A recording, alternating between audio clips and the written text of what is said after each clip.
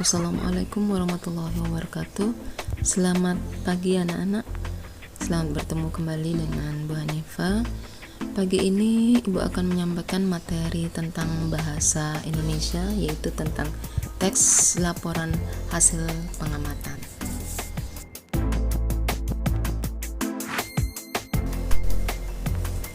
Baik anak-anak, teks laporan hasil pengamatan adalah teks yang berisi informasi berdasarkan pengamatan yang sudah dilakukan. Misalnya ada pengamatan tentang perkembangan hewan, tumbuhan, atau keadaan di lingkungan sekitar.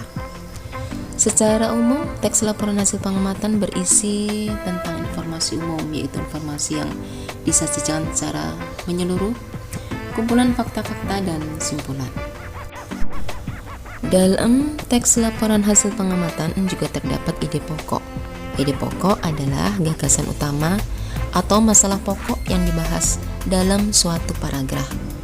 Pada umumnya, setiap satu paragraf itu memiliki satu ide pokok. Nah, perhatikan langkah-langkah bagaimana caranya kita menentukan ide pokok. Setelah menemukan ide pokok pada setiap paragraf, kamu dapat menulis ulang ide pokok tersebut dalam bentuk diagram. Hal tersebut akan memudahkan kalian dalam menemukan atau dalam memetakan informasi yang terdapat dalam teks laporan secara keseluruhan. Dan berikut contoh penyajian ide pokok dalam bentuk diagram. Nah, sekarang kita lanjutkan ke simpulan teks laporan. Selain ide pokok, dalam teks laporan hasil pengamatan terdapat simpulan. Simpulan adalah ikhtisar akhir dari suatu teks. Nah, berikut langkah-langkah membuat simpulan. Pertama, bacalah teks secara keseluruhan, kemudian temukan informasi penting yang terdapat dalam teks. Hubungkan semua informasi yang kamu peroleh menjadi satu pernyataan akhir.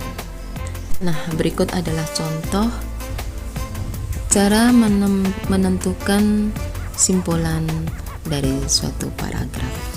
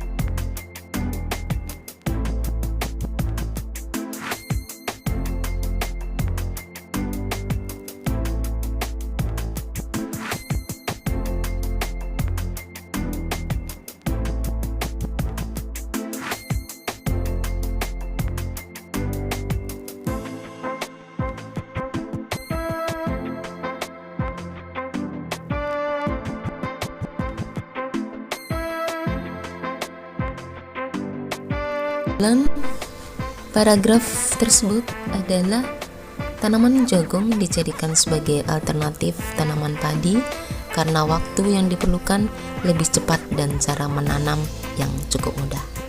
Baik anak-anak, terima kasih atas perhatiannya dan wassalamualaikum warahmatullahi wabarakatuh.